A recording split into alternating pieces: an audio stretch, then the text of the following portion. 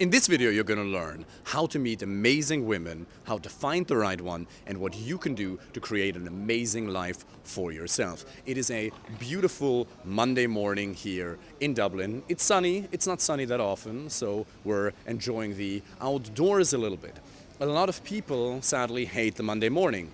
We actually received a text from a friend of ours who said, "It's Monday morning, y'all. I hope you hate it as much as I do." And this guy is extraordinarily intelligent. He has a very high-paying job, but he seems to be quite dissatisfied with his life. Now, the problem is most people don't realize that they're actually choosing their life circumstances. A lot of people feel like they're a victim. Oh, I don't have a girlfriend or a life partner. I have a lot of chill by myself, but not Netflix with the right kind of person, or rather Netflix, but I'm chilling by myself. I may not have the career that I want. I'm a little overweight, but I guess that's just the way it is. You completely forget that you are choosing most of your life's circumstances. Granted, some circumstances you're being thrown into. And then it's really just about what you do with it. But what I want to make you aware of is your potential to create an amazing life for yourself. I really want you to shift your mindset from being at the effect of things to being at the cause of things. Viktor Frankl, who was a Holocaust survivor and a psychiatrist and an Austrian neurologist, if you haven't read it, you should go and read Man's Search for Meaning.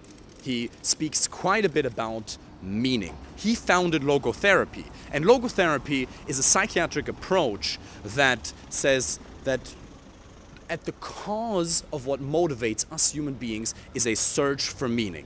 And he calls it a will for meaning, a willingness to find and fulfill meaning. Now, what is meaningful to you may not be meaningful to me. And it's really about individual responsibility to find it and fulfill it. Because most people never find it. Most people never even start the search. They never ask them, what's meaningful to me? And before we go into how to create all that and what good strategies you can use to find the right one and maybe add a degree of meaning to your life, either with the right person or with your career, I want to tell you what happens if you don't have that meaning in your life. There is a void. The absence of meaning creates apathy. It creates boredom, a lack of interest, a lack of initiative. People, you see it, the people who really have something to live for, they have a certainty to their character. There is something about their personality. There's something about their energy. And I mean, look at the people who don't have meaning, right? What do they look like? What do they behave like? You can see the shoulders are down. They speak in a different tone of voice. Yeah, it's just a general lack of energy. You're just not that excited to be around them. But if you're with somebody who really feels energetic about life, genuinely enthusiastic, that person is going to have a massive impact on you. And if you want to be more effective on your dates, if you want to find the right kind of one, you have to be able to cultivate that kind of an energy in yourself. Because if you don't have that, if you roll up to the fucking date and your energy is all through the fucking basement just because you haven't had that experience of something truly meaningful to live for, whereas that's probably not quite accurate. You have had it at times for sure. We've all had it. Come over here. Don't want to die yet. We've all had it, but you've gotten off course. And maybe you have a fulfilling career. Maybe you have a fulfilling business, but you feel like there's something missing. Now, meaning can come from jobs, can come from your mission as a man, and that's definitely a super important piece. If you don't like your job or your career, you definitely have to change that. Because otherwise you're going to be like our friend who literally sent us a message 10 minutes ago saying, "I hope you hate it as much as I do." But there's another aspect that brings meaning into our life, and that is relationships. Okay? So it's a bit counterintuitive, right? It's like, well, so in order to have meaning in my life, let's say you already have a fulfilling career, but you still feel like there's something missing, so you realize your energy isn't where it might need to be in order to perform at your best during the date. And then I'm here and telling you, well, if you already have a fulfilling career, the other big piece that creates meaning and thereby energy in your life is relationships. But then you're like, well, it's kind of a catch-22, so which comes first? Right? If I don't have the relationships, I'm not going to have the meaning, I'm not going to have the energy, I'm not going to have the necessary performance on the date. So what the hell am I supposed to do? Well, And this is where we go into the realm of personal development. You can create energy in yourself. And being energetic comes in various different forms. You can be energetic as an introvert, which is probably going to manifest a lot calmer communication style than I might have, where I'm 100% extroverted. It's funny because a friend of mine, let's go to the left there, a friend of mine actually came to visit me in Dublin here 4 weeks ago. He's a fitness coach, and he said, wow, David, I thought that I was extroverted, but you are 100% extroverted. I can be with people all the time. It energizes me. But 70 to 80% of my clients, they're actually introverts. They may be entrepreneurs, they may be founders of tech companies, lawyers, doctors, IT guys, people who are a bit more nerdy and introverted in their style, but being energetic does not necessarily mean you're loud or you're over the top. It means there's a degree of aliveness to you, right? And one element is meaning. So I just want you to become aware of that. Search for what's meaningful in your life. Become aware. And the two big components are job, your career, your mission as a man, and the other one is relationships. So make the decision that you're going to tackle that. You're going to solve that. Because if you don't, you'll never have the degree of aliveness that you could have. And remember, like, we don't know what's going to happen with the world. We don't know where the world is going to go in 5 or 10 or 20 or 30 years. I'm all about planning for the future, hard work, being disciplined, but there also has to be a degree of enjoyment, which doesn't mean consuming drugs or some bitch-ass habits. No, that's not what that's about. It's about enjoying the moment with people, creating the maximum degree of emotional contentness, so to speak, satisfaction that does come from experiencing meaning in either relationships or your mission as a man. That is super, super important. So now let's say, well, David, I don't have this energy yet. I don't know. When I'm on the date, I struggle, right? Because I'm not as confident as I'd like to be. I don't exactly know what to say. I don't exactly know how to get her attracted to me. Or I go on a couple of dates, and then after a date or 2 or 3, she loses interest in me. Well, there's a couple of things. One, it's state. Your mental and emotional state. You'll have to master that. And Tony Robbins talks about 3 things that influence our mental and emotional state. One is physiology. The second is language patterns. The third is patterns of focus. I mean, just even think about this. A lot of people think that their emotional reality is what it is. It is what it is. I can't do anything about it. I wake up and I either feel great or I don't. I'm feeling kind of all right, and then I'm at the mercy of the events in my life. If something great happens, you get a promotion, you have a pleasant conversation with your manager, a date goes well, then you feel great. And if things don't go so well, then naturally enough, you're not going to feel that great, because how the hell am I supposed to control my own emotions, right? Well, here's the key. There's 3 things you can use to do that. And one being your physiology. It's the one that's most overlooked. Most people who've heard a little bit about being able to control your own emotions, they think it's all about, focus. They may have read a personal development book or 2. Maybe you've read a personal development book or 2, or you read a headline in a GQ magazine, or watched an inspiring YouTube video. It's, I gotta focus on what's great in my life. And that's good. But if you actually ever feel nervous while you're on the date, and then you're trying to focus on all the things that are great in your life, it's not a really systematic and strategic approach to make yourself feel confident in the moment. It's not really gonna help you. So, one of the fastest ways to change your mental and emotional state is to change your physiology. And there's a lot of things that go into physiology. I speak about that in the coaching program every week with our clients, because it's not just about finding the right one, getting more dates, getting better dates, but it's also about your life. I really give a fuck about you experiencing the maximum degree of just happiness in your life. So, one of the fastest ways to change your physiology, for example, is to have a cold shower. You're like, cold showers, it's a bit weird, I don't know, it's too deep into personal development. Try it out. When you wake up tomorrow morning, or right now, after you watch this video, have a hot shower for 2 minutes, wash yourself, and then 2 minutes afterwards, shower cold. Breathe. You're going to feel like you're going to start breathing heavily. I believe it was Wim Hof who said that a cold shower, you don't even have to do an ice bath, but a cold shower spikes your dopamine. or the dopaminergic system, not an expert, by 250%. It literally makes you happy. The next thing you can do to change your physiology is even just change your posture. Gunther Schmidt, one of the leading psychologists in Germany, has been talking about that for years. He says, the way you're going, that's how it's going. The way you're going, that's how it's going. And how do most people walk? Well, they don't realize, well, let me start differently, right? So the way, sorry, later, bro. The way you feel is not just a result of your thinking or your focus, but it's actually also about how you use your body. Because we all know that people who feel bad, they feel depressed, or they feel stressed, or when you felt, I'm not saying you've ever felt stressed or maybe a little depressed or a little bad, but you know people who have, they have a different physiology, they have a different body language. I mean, they're maybe a little hunched over, they talk a little slower, there's less energy, their face hangs a little bit. And we all know that that's true for people who are already in that mental and emotional state. Let's not die, I think we're good, yeah, thanks. Saved my life there, bro. Thank you. But the funny thing is, you can play this game in reverse.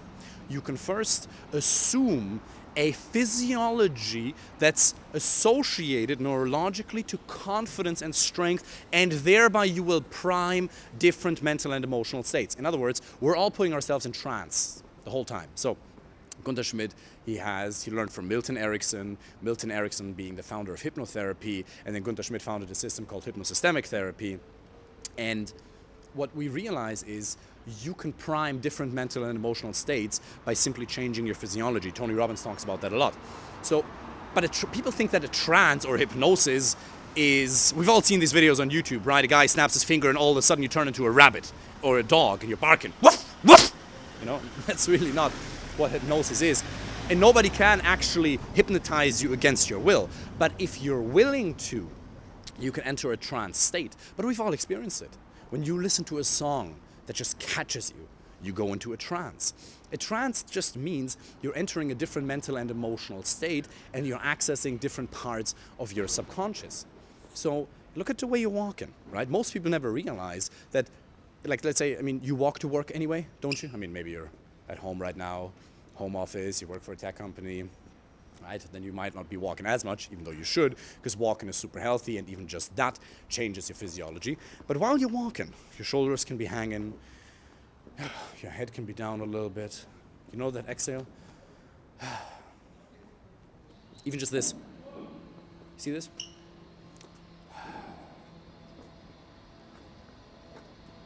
No tension.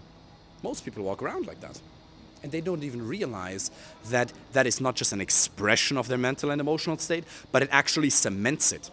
By you walking in such an energy-less fashion, you are actually strengthening and contributing to a piss-poor emotional state. So what should you do instead? Put your shoulders back. Now, you don't need to be walking around like Conor McGregor in the octagon. No need to do that. But voice died.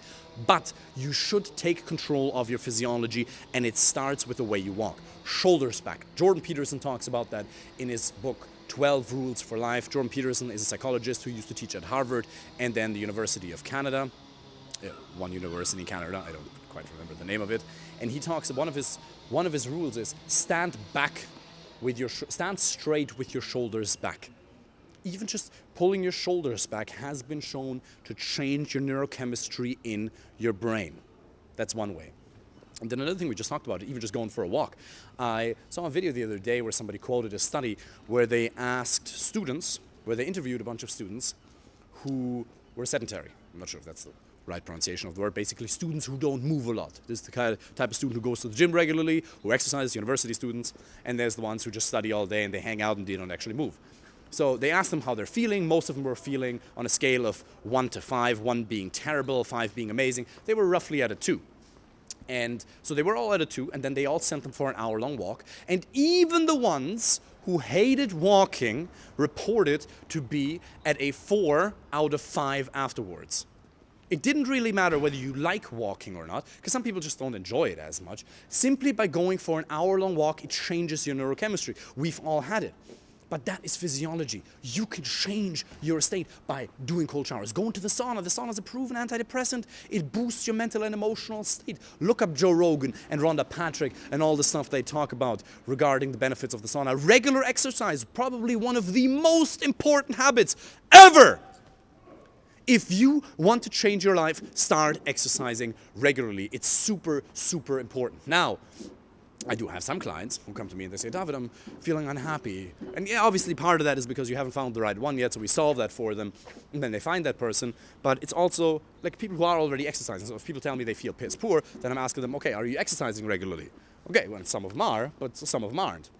Now, the ones who are, the next question I ask immediately afterwards is, how many hours over the last month did you spend in the company of people who make you feel, I don't think we're allowed to go in there, huh? Who make you feel at home? Social contact immediately influences your mental and emotional state because it changes your physiology. Johann Hari wrote a book called Lost Connections, The Real Causes for Anxiety and Depression. And people don't even realize that the amount of hours and the quality of social contact they have on a weekly or daily basis changes their neurochemistry. If you don't get enough social contact, you will get depressed and anxious. The number one reason they found is a lack of social contact.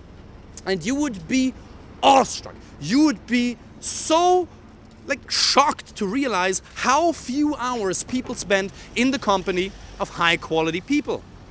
And high quality means nothing but somebody you like, somebody who makes you feel at home, somebody who has your values, somebody with whom you have a personality match. Because it doesn't really make a lot of sense for you to spend time in the company of people. No, not there? Okay. It doesn't make a lot of time for you to spend time in the company of people if you dislike them, obviously. So it's not just about being with someone, right? So my job is actually 70 to 80% keeping clients out of the wrong relationship. It's not just, they come to me all the time in the calls and they're like, David, I want to go into a relationship with that person. What do you think? I'm like, no, not with her. Yeah, well, what about her? No, not with her. Why not? Well, she's not right for you. These are the signs that she's exhibited. Your experience is so limited with women. Your experience is so limited. I've been teaching that for years with men from 20 different countries. You don't even know the signs you're missing. You don't even know the red flags. It's an unconscious incompetence. It's a blind spot. You don't even know. So most of my job is actually keeping men out of the wrong relationship. But then, obviously, so it's about being with the right person. But it applies to your life in general as well. Spend more time with your male friends. Spend time with them. Invite them for coffee. Here's a strategy, okay, that I teach all the time. Very few people put it into practice. The ones who do, their life quality increases significantly. If you want to find more high quality male friends, go to the gym, invite a bunch of dudes out to coffee, call them bro when you're speaking to them for the first time in the gym, so the intentions are clear. And then you go for coffees, and let's turn around. And let's go back this way. And then what you're gonna do is you're obviously not going to want to spend that much time with all of them. That's natural, right? But you will have a selection process. If you invite 10 men to coffee, for over, obviously you're going to have a bit of a pre-qualification when you're speaking to them in the gym and you realize, whoa, this person is really not right for me for whatever reason. Either your gut tells you that, or there's quite a rational, a cognitive realization. Then obviously you should avoid that at all costs. But if you invite 10 men for coffee over the next, month or two, then you will have 1 or 2 really close, good new friends over the period of 3 or 4 months. It's systematic. People don't realize that you can build systems for almost anything. This is a systematic approach to creating new best friends. It's a bit unusual, it's a bit uncommon, but remember, successful people do what failures won't. Successful people do what failures won't. Are you willing to do things that are a bit unusual to, let's go this way, to improve your happiness, to improve the quality of your life, to find meaning, to feel alive? Are you willing to do what it takes or not, even if it's a bit unusual, even if it means going to the sauna, changing the way you walk, working on your online dating, there's a lot of different things. I want to go over a couple of more strategies for you here today that you can use to feel like you're at the cause of what's happening in your life rather than at the effect. Another thing is, we've all heard it, affirmations, or Tony Robbins calls them incantations. Now, affirmations don't work if you feel sad and you tell yourself, I'm happy, I'm happy, I'm happy, I'm happy, and you literally just say the words. It's most likely not going to work. So what Tony does is, you can use the words, the affirmation, affirming a certain phrase in your head, but you'll have to combine it with a change in your physiology. So you can go for a swim, you can shout, you can turn on music, and then you can affirm certain positive statements. Now, a lot of people might say, well, this is weird, I don't want to do that. It's only the spiritual and the personal development weirdos who do that. No, you already have an inner dialogue. You're already talking to yourself in your own head the whole time. You ever seen a homeless person talk to themselves? Well, you're a little bit like that. The only difference is, for you it's internalized and they externalize it, and therefore society perceives them as weird. But let me tell you something. If society would be able to measure or track our inner dialogue, yours and mine, they'd probably think we're slightly on the spectrum as well. So why not just take conscious control of the dialogue that's going on in your head? There's tools like meditation. Meditation quiets your mind. You open your heart and you return back to yourself. Affirmations, music, okay? So let's go over the things we've spoken about. I'm just throwing out a couple of random ideas here. I'm throwing a lot of stuff at the wall and see what sticks, because they're all just tools. There's a million different tools, but it's important that you use some and that you try them out and that you don't neglect them before you've done it. So, cold therapy, ice baths, or start with go and swim in a cold lake. I was in Germany last week and I swam in a lake at like 4 degrees Celsius, which is like 39 degrees Fahrenheit, I believe. Cold as shit. You feel amazing immediately afterwards. It strengthens your immune system. Go look up Wim Hof. When you exercise, by the way, have a combination of cardiovascular disease and weights, right? Because the combination thereof has been shown to have the highest impact on all-cause mortality, I believe. But it strengthens how you feel. Spend time with high-quality people. Make progress. This is another one that's huge. People don't realize that progress equals happiness. Tony says it all the time. We always think things are going to stay more or less the same, but they're not. Every area of your life and your emotional state also is either deteriorating or it's getting better. It's not really neutral, okay? And a very, very simple technique for you to infuse your life with happiness is to make progress towards a goal that's worthwhile for you. So let's say you want to find the right girlfriend or life partner, but you feel stuck because either you're not getting enough matches, you're not getting enough dates, you're not getting enough dates with the right kind of women. Then you may have realized, oh shit, I feel stuck, I don't know what to do about it. And remember, depression, there's many, many causes for it, okay? But one of the causes as to why we feel depressed or a sense of resignation within ourselves is we have a goal. And basically, the way life is doesn't match the way life is supposed to be. Tony says our blueprint for how life is supposed to be doesn't match for how it actually is, and we feel incapable of making a change. If you feel incapable of making a change and you actually really want to get there and it's really important to you, you're going to feel really bad. So, create a plan. I have 1,200, 1,400 videos on my TikTok channel. We got these YouTube videos. Apply for a first free coaching call. Join the coaching program. Do whatever you have to do to find strategies, right? Work on online dating yourself. I don't give a fuck. Start making progress in your life. Another goal could be, I want to lose my belly. Okay, I myself gained 12 kilos, I believe, over lockdown. Yeah, I got fat. Didn't like that at all. But as I saw the kilos come off, I went for a 5K run, went for a 10K run, changed my nutrition. Remember, losing weight is mostly about the caloric deficit as opposed to exercise, but then again, I'm not a specialist on that. Evidently, make progress. The cool thing is, for you to feel alive and for you to feel super happy, you don't actually have to have achieved your final outcome. You just have to make progress on it on a regular basis. And then it triggers dopamine, serotonin, oxytocin. I don't know exactly which combination of neurotransmitters, but it's going to make you feel alive. And then there's another thing. It's not just, Viktor Frankl he always talks about, it's not just about experiencing something, meaning, but it's also about experiencing someone. So meaning in the sense of an activity, right? Your job or or something. Going sailing, right? Going swimming in the lake, right? Going to the gym. Going partying with your boys, meeting girls. Oh, it's not just about experiencing the thing, but it's also experiencing someone. For example, we dance bachata and salsa. And when you dance bachata and salsa, you meet women. Let's pause here for a second. You meet women and you dance with them. Now, obviously, I'm in a relationship with Fernanda, so the way I dance with people is different, right? But you can get really, really into it. And when I dance with Fernanda, for example, or if you dance with somebody who you might have only met, then it can get really, really intimate really, really fast. So you have eye contact. And by the way, there's a study that I've heard of the other day. I haven't looked at it myself. I just heard somebody talk about it. That eye contact actually spikes dopamine. So if somebody looks into your eyes that you perceive to be attractive, your dopamine actually spikes. And if you dance, you can be fully present with that person. You experience that person. It's almost like sex. It can almost be like sex. Without the actual penetration, obviously. But it's a strong connection. But you can only experience that under two reasons. One, if there's compatibility, in other words, you find that person actually attractive, and you are in the state where you're able to receive it. Because I remember, when I dance with Fernanda, sometimes I'm totally in the moment, I'm like, wow, this is amazing. And other times I'm like, meh, business, meh, haven't gone to the gym, maybe didn't sleep enough. Sleep is also huge, dude. If you don't sleep enough, go fix your sleep and you're gonna feel better. Sleep an hour or two more a night and your emotions are gonna go up. Like, it's just proven. Sleep, if you don't sleep enough, you're not gonna be as happy as you could be, 100%.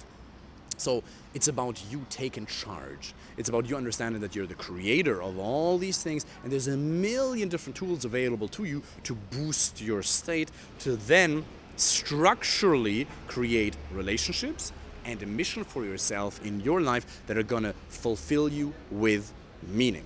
So, if you want to learn how to do that in detail, obviously feel free to apply for a first free coaching call with the link underneath this video. Consider joining the coaching program. The first call is completely free. We'll map out a plan for you. And yeah, I'd be happy to support you personally, either in the group coaching or maybe even in a one-on-one format. But it doesn't matter. Right? And obviously, it doesn't matter. Obviously, it fucking matters. But I want you to take action regardless. I want you to take action on these goals that you've set yourself. Understand meaning, as Jordan Peterson says, comes from the assumption of responsibility. Right? Having responsibility in a relationship, somebody you're caring for, these moments where your girlfriend may be sick, and you're like, wow, this is amazing. I'm caring for her. I'm contributing. I'm experiencing love, the connection, where I'm not necessarily giving anything else but my energy, but it's also in your mission, in your job. Maybe you're a VP of a company, right? How are you treating your employees? Are you moving the company forward? Assume responsibility in an area that you actually enjoy, and your life is gonna get pretty fucking good.